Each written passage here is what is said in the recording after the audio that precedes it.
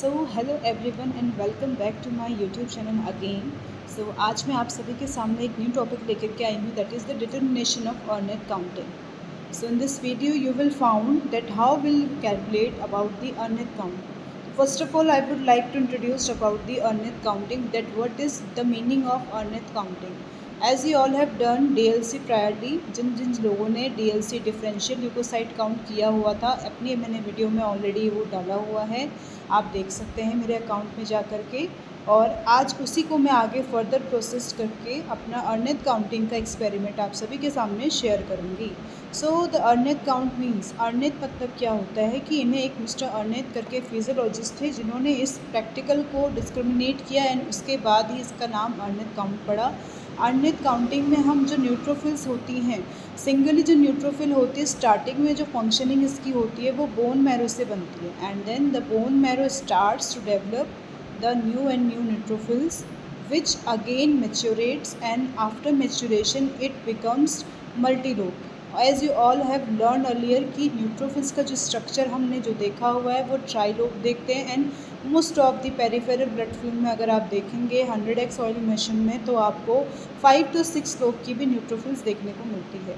So based upon that a newly neutrophil जो भी form हो रही है आपकी बोन मैरो में, सबसे पहले वो एक सिंगल ब्लड लोब जो होती है that is the you shaped neutrophil. You shaped neutrophil आप देख सकते हैं। अब मैं आपको उसके स्टेजेस के बारे में बताऊंगी। तो these are the stages of Arneth counting. इसी के बेस पे हमने स्टेजेस को डिवाइड किया हुआ था। तो earlier this is the single lobe of the neutrophil, as you all can see this is of a U shaped and after the maturation the changes occur in their structure and it becomes N2। अगर जो single shaped वाली है हम इसको N1 naming दे रहे हैं, जिसे कि हम बोलते हैं N1 वाली जो स्टेजिंग होती है stab and shift cells. The second thing is about the N2। N2 जो हमारी होती है जिसमें कि आपके 2 लोब्स हैं, आप देख सकते हो यहाँ पे 2 लोब्स हैं हमारी न्यूट्रोफिल में। इसका जो परसेंटेज होता है that is up to 20 to 30% होता है। And the third thing the trilobe situation, as you all can see that is the N3 which is the percentile of 45%। तो N3 न्यूट्रोफिल हमें basically most commonly abundant form पे दिखती है। And then उसके बाद हमारा जो आप लोगों ने भी देखा होगा कि जो मल्टीलोपेड स्टार्ट होता है that is of N4, N5 और 6, जैसे कि आप ये डायग्राम्स में देख सकते हैं। एंड N4 का जो परसेंटाइल है एक अप्रॉक्स अगर हमने 100 के ऊपर लगाया है that is of 18%। And N5 and N6 these are very less which is of 2% only. So based upon their structure and number of lobes हम जो न्यूट्रोफिल का मेच्योरिटी है उसको हम डिवाइड करते हैं फ्रॉम N1 to N5 और N6 की स्टेजिंग तक।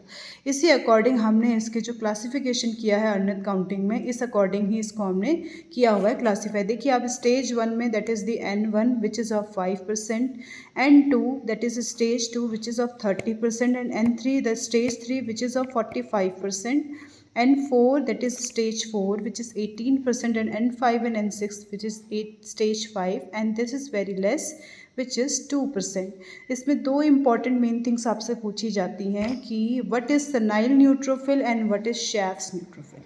तो शैफ्स और स्टैब्स न्यूट्रोफिल हम किसको बोलते हैं? तो neutrophil which is having a single lobe and a U shaped structure, this is known as staff और द स्टैब्स न्यूट्रोफिल। और सेनाइल न्यूट्रोफिल हम किसको बोलते हैं? The neutrophil which is having 5 और 6 लोब, मोर देन 5 और 6 lobe in the nucleus which is known as a senile neutrophils. So आप सभी को इस अकॉर्डिंग ही अपना प्रोसेस करना होगा। जो प्रोसेस आपने देखा होगा कि DLC में हम क्या कर रहे थे, स्टेप्स ऑफ DLC के जो आपके हैं वो अब आपको आनी चाहिए कि फर्स्ट स्टेप हमारा क्या था एंड सेकेंड स्टेप हमारा क्या था। सो बेस्ड अपॉन दिस मैं आप सभी को आगे इसके बारे में कंटिन्यू करते रहूँगी। एंड वीडियो को अगर आपको अच्छी लगे तो लाइक कीजिएगा, शेयर कीजिएगा, कमेंट कीजिएगा एंड आप सभी का प्यार इसी तरीके से बनता रहे। इस चैनल को आप ग्रो करने में काफ़ी हेल्प कर रहे हैं और आगे भी मैं आप सभी से उम्मीद करूँगी कि आप सभी इस चैनल को हेल्प करते रहिएगा और सपोर्ट करते रहिएगा। इसी तरीके की वीडियो मैं आगे डालती हूँ।